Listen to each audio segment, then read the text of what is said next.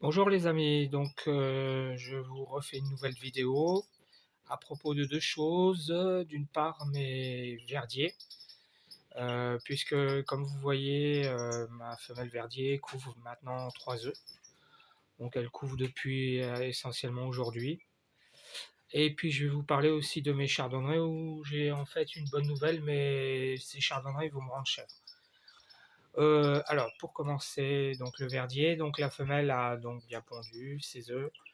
Je ne veux pas trop la déranger, je ne sais pas si vous la voyez de loin, je vais essayer de me rapprocher. Voilà, voilà la femelle, elle couve dans son nid. Elle couve parfaitement bien depuis hier. 3 œufs pour le moment, mais je ne sais pas si elle en pondra pas 4. Et ce que j'ai fait, j'ai séparé le mâle. Donc je l'ai mis dans une petite cage à côté parce que il avait un peu tendance à l'embêter. De temps en temps, il paradait et il sautait dans le nid. J'ai préféré le séparer. Je me suis dit que. Et puis finalement, ben, je regrette pas puisqu'effectivement la femelle est calme. Comme je passe devant la cage, elle bouge pas. Bon, ça semble bien parti.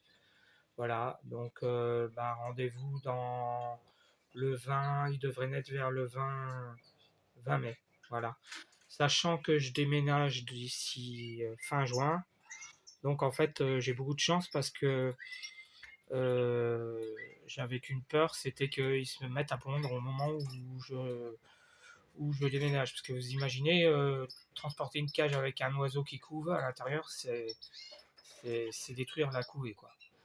Voilà, donc là, ça sera bon. Ils naîtront vers le 20, ils sortiront du nid vers le début juin, ça sera bon. Voilà, mon mâle qui est ici, là.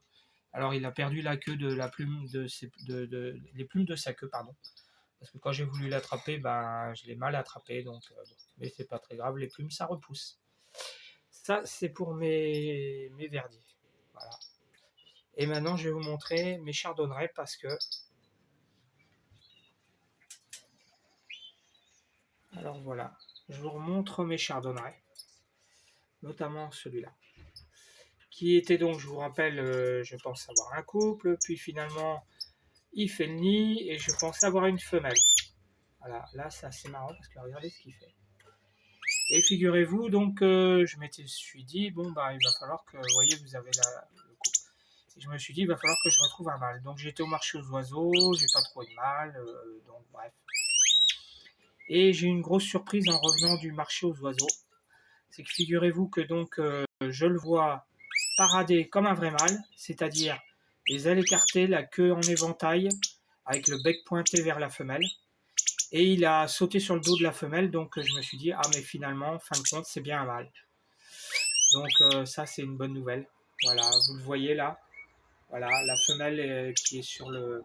Voilà, alors je ne sais pas pourquoi la femelle est plus farouche que le mâle. Elle est plus farouche que le mâle. Ouais, je vais essayer de me rapprocher. Voilà, de très beaux oiseaux. Donc je suis content finalement, j'ai bien un couple a priori. Voilà, bon, les chardonnerets, j'ai pas d'expérience, mais bon, ils vont me rendre chef ces chardonnerets parce que voilà, elle là, il est reparti. Donc voilà, donc là la femelle. Le mâle, eh ben, en fait, il fait le nid. Enfin, il fait le nid. Du moins, il prend des trucs et il va dans le nid et il appelle la femelle. Voilà, le nid qui est ici là. Et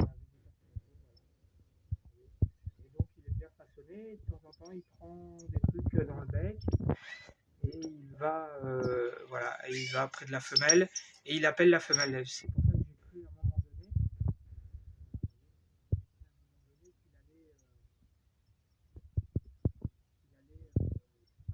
donné et finalement, il semble que ce soit bien un mâle. Donc c'est plutôt une bonne nouvelle. Par contre, la femelle, pour le moment, elle fait pas le nid. Elle y va de temps en temps, mais pour le moment, je ne l'ai pas vu faire. Alors, je vais essayer d'avoir un gros plan. Voilà.